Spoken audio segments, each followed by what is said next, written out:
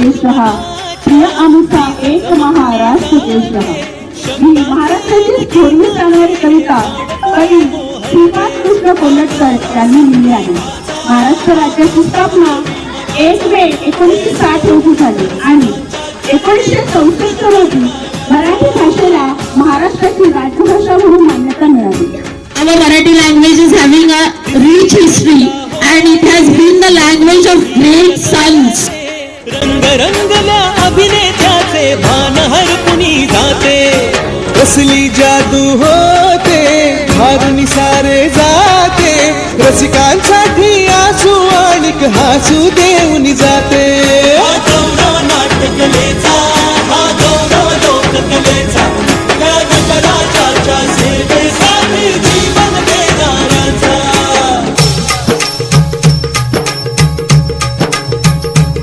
माझं मन माय मराठीला,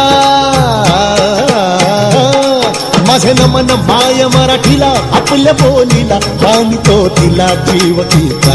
असे धर्म पंथ जात एक जाणतो मराठी, देव या जगात माय मानतो मराठी. आपली शान मराठी, आपली मान मराठी, जगण्याचा ध्यास मराठी, महाराष्ट्राचा श्वास. नमस्कार. छत्रपती शिवाजी महाराज हे मराठा साम्राज्याचे संस्थापक आणि भारताच्या ऐतिहासिक एक महान शूर व दूरदर्शी राजा होते. मराठी ही केवळ संवादाची भाषा नाही, तर ती महाराष्ट्राच्या मातीचा सुगंध आणि आपल्या संस्कृतीचा कणा आहे. संत ज्ञानेश्वरांच्या पसायदानाने या भाषेला स्वाभिमान दिला. पहिल्या शिक्षिका होत्या. त्यांनी आपल्या पती महात्मा ज्योतिराव फुले यांच्या सहकार्यातून 1848 साली पुणे येथे मुलींसाठी पहिली शाळा सुरू केली.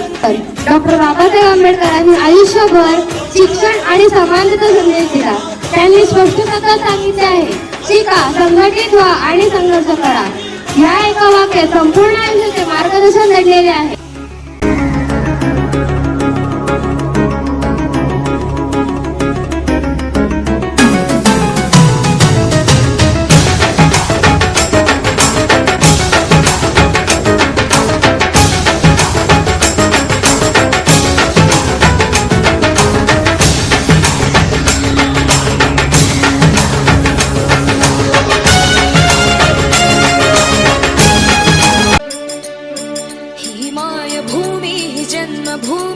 कर्मभूमी अमुची महावंदनीय अति प्राणप्रिय ही माय मराठी अमुची.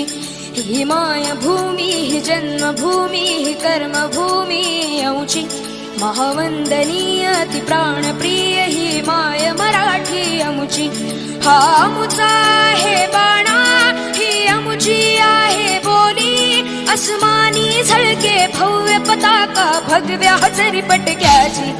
महाराष्ट्र भूमी ही जन्मभूमी ही कर्मभूमी अमुची महावंदनीय अति प्राणप्रिय ही माय मराठी अमुची. उत्तुंग भरारी घेऊया उज्ज्वल भविष्यासाठी, एक दिलाने उमटू दे जय घोष आज हा ओठी. दरी खोऱ्यातून नाद घुमू दे एकच दिन राती. मी मराठी, मी मराठी.